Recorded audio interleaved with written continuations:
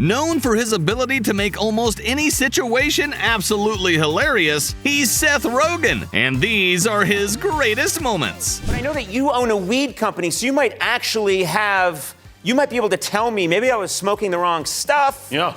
You know, I don't know. What would you know me, what would you want me smoking?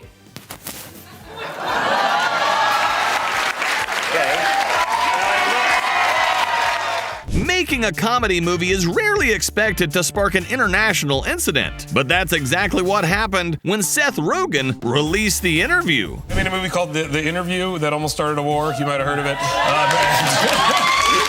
That must have been all this time for you. It was a horrible experience, Yeah. yes. It's bad to be blamed for almost starting a war. It's not fun. When I was in high school, I had man tits, and one of the bullies pinned me down and titty me. And ever since then, hold on. I've been a victim my whole life. When I was in high school, I had big man titties. But an international controversy wasn't the only unusual part of making The Interview. It also led to one of the wildest on-set experiences of Seth Rogen's career. We thought we'd be able to use visual effects like in Life of Pi and have a computer-generated tiger, and then we realized that we had no money, and so we had to get a real tiger from Toronto. He asked the guy where the tiger came from, and he said he got it from a stripper, which is crazy. He called up Judd for a meeting, and Judd was like, come meet Tom Cruise. And I was like, great. So the first time we met him, I had to pee so badly. As I was pulling into his house, I had to just pee. And so he had this long winding driveway, and so what I did was I stopped halfway up it and I got a Snapple bottle and I peed in the Snapple bottle in Tom Cruise's driveway.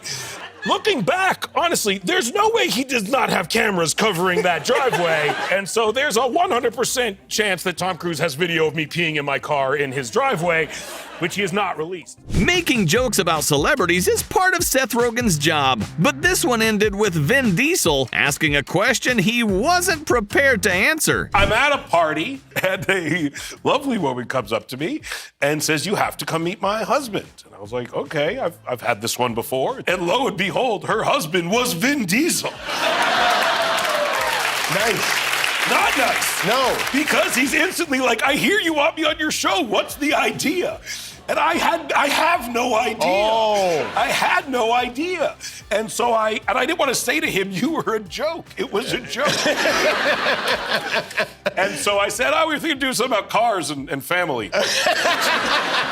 Okay, this is great. Oh, you should draw like a teardrop dick, like he killed a dick in prison. Most people have at least one date they'd rather erase from memory. For Seth Rogen, it just so happened to come on his birthday. Well, I was a bad dater, and I had terrible experiences dating women, and I think the women who dated me also did not have the best experiences. But the worst one, I had a woman that I was casually, we were hooking up, I guess, you know what I mean? And I was 20 maybe, and it was my birthday coming up. And I was like, I'm gonna ask her to be my girlfriend at this dinner on my birthday. Really? And I asked her around when the appetizers were arriving, and she said no. And then I started crying. I was like, we need to eat, we can't leave, what? And she was like, it's your birthday. You don't want to waste the money, so, sure. Yeah, and there was a cake coming and so it's I had to sit there, and this poor woman had to sit there with me as I wept into my truffle mac and cheese. The real James Franco, is he an artist? Is he an actor? Is he a scholar? He's tough to pin down, although I've heard many guys have been able to do it. We're here tonight so James can live out one of his unfulfilled sexual fantasies, to have a room full of his friends shit all over him. Say what you will about James's awful and borderline contemptuous performance at the Oscars. In this world, there can only be one James Franco, because if there were two James Francos, they'd never stop each other. In this next clip, Seth Rogen recalls why meeting Beyoncé was a lot more intimidating than most people would expect. I did try to approach her, was at the Grammys around 11 years ago, and her security knocked me so hard. Oh, really? That I spilled my drink all over myself. Yeah, no. I know, it was terrible. So I was wary of going near her because I look like someone who you would want to keep away from Beyonce in general. If you could go on a bro date with anyone in Hollywood, who would it be? Not Bill Cosby. I guess. This was the time when Seth Rogen auditioned to play a boy with a cognitive disability and went so over the top that he won't even attempt to reenact it. Well, there's a movie called Gigli. They're assassins who are sent to watch over a boy who, and this was not the words they used at the time, but had a cognitive disability, let's say. Oh, no. And so I was, as an aspiring young actor, I auditioned for this boy with a cognitive disability. Oh. And I also, as a young actor, I didn't get a lot of auditions, so I wanted to leave an impression because I went for it. I saw myself at the Oscars. Truthfully, if that tape was out of the world today, this would be the last interview you ever saw me do. Seth Rogen has built a reputation unlike almost anyone else in Hollywood, eventually leading to an award that couldn't have been more fitting. When I was a kid, I always said I wanted a trophy, and my parents rightfully were convinced I would never win one. And so they took me to a garage sale, like an estate sale, and I bought a dead man's bowling trophy. And my parents, they were like, yeah, this is probably your only shot to have a trophy. But I was actually thinking, I have won 2 other awards. Oh. I was in 2007, 2008, back-to-back winner of the High Times Stoner of the Year. And what's sad, though, is that the award itself is a bong mounted on a little pedestal, and I broke both of them. You did? I did, smoking from them. Oh, Yeah, smoking from them. I did, yeah. If there's one thing Seth Rogen has never been short of, it's unbelievable stories. And his trip to Amsterdam might just be the wildest of them all. I don't know if you've ever bought mushrooms, but they come dried out normally. And so you eat like 3 grams of them or something, and then you're super messed up for like 5 hours. But in Amsterdam, they were wet, like fresh mushrooms, like you'd put in a salad. And so the weight was all off. And so we bought 60 grams of them. And we were like, well, just split them. It's water weight. I remember we kept saying that. And so I remember we ate them.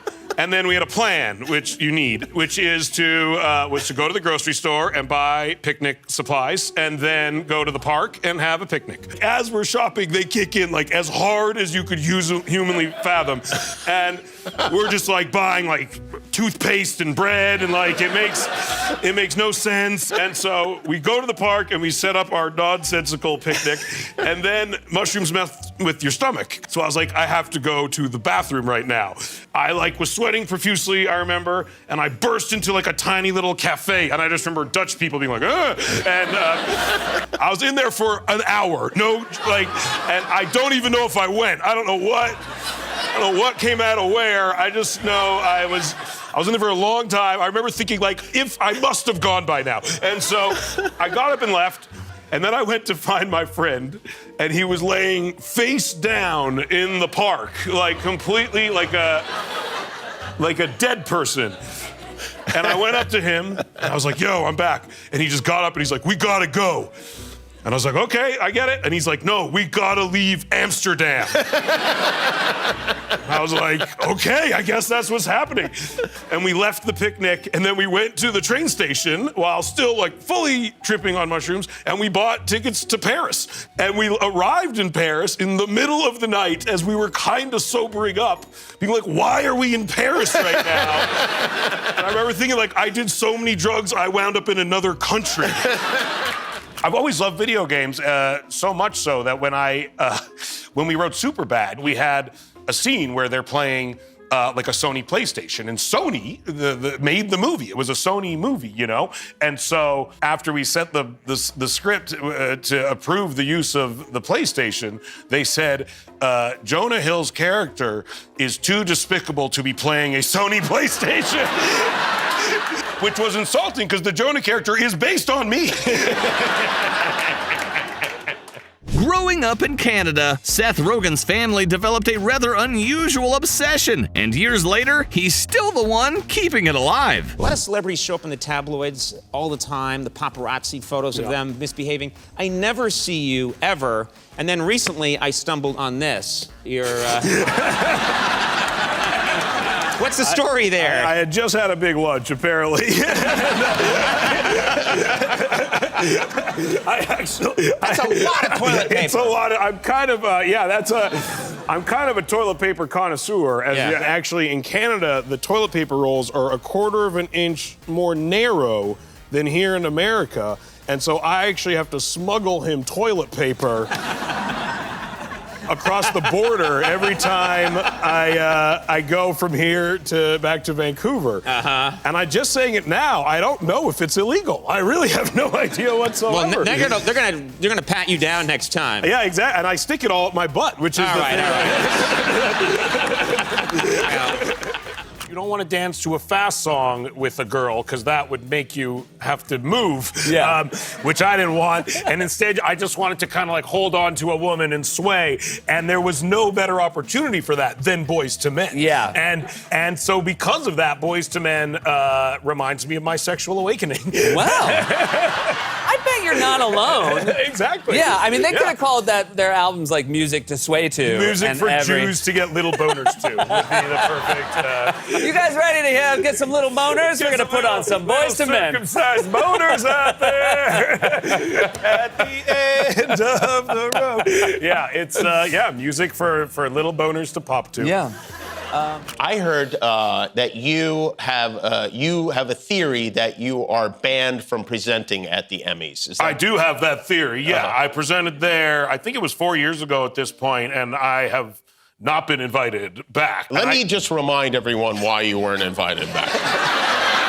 Because it was just right at the tail end of COVID? It was, yeah, I know. I would say it was in the thick of COVID. You said, and this is a quote, "Let me start by saying there's way too many of us in this little room. What are we doing? They said this was outdoors. It is not. They lied to us. I would not have come to this. Why is there a roof?" I checked today because, you know, I've hosted the Emmys quite a few times, and you are indeed banned from presenting at the Emmys. While making Pineapple Express, Seth Rogen ended up creating something that would become just as iconic as the movie itself. I actually rolled that joint that you see right there in the movie. Now, I'm just curious, at that moment, I mean, there's certain moments in history when someone achieves something great. At that moment, what did you feel like? It was probably like kind of how like the Wright brothers felt when they flew an airplane for the first time. Or it was a beautiful moment, and I think you should all try it. We'll edit that out. And one of the things I know that makes me not a great actor is when I'm in a scene with someone who's acting really, really well, I find myself thinking, whoa, this person's doing good. And like, then I start thinking, I shouldn't be thinking that. I'm in a scene right now. I'm sure Daniel Day-Lewis has never thought that ever throughout the course of his career. No. I have a medical marijuana prescription personally. I went in and I told, they said, what do you need it for? And I said, I have a very specific ailment. It's called, I ain't got no weed on me right now.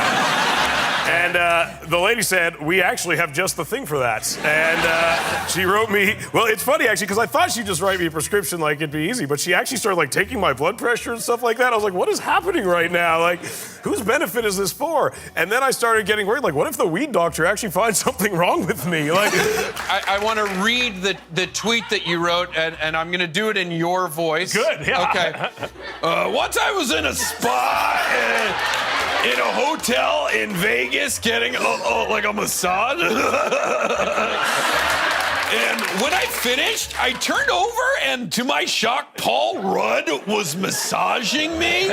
He saw me go in and convinced the masseuse to let him take over, thinking I'd notice immediately, and I didn't, and Paul did the entire rest of it. You have worked out with Kanye West. I have worked out with Kanye West several times, which is not something a lot of people can say, I would imagine. But I would go to this personal trainer, and Kanye West had the same personal trainer, and he's a big fan of our movies, and he would literally follow me around as I worked out and quote my own movie scenes to me. It's so weird. Yeah, it's just like, and it's me just like, he's just like, so like, McLovin, that's a funny joke. I'm like, yeah, man, I don't know what to tell you. Like, and this is how I work out. Oh, like this, I don't. Like, That's how you get that Green Hornet body. This is the Green Hornet workout. Yeah. And I have to be shirtless next to him, and it's horrible. It's just horrible. And the only moments where it's okay is like every once in a while, like on set when we're shooting, like pizza will be delivered, and he actually can't eat it. And I just am like making love to it, and he just like, and he gets like a sad look on his face. And those are the moments where you're like, I win this round, Efron. But he'll live 30 years longer than I will. We have a clip here from Paul. Let's take a look.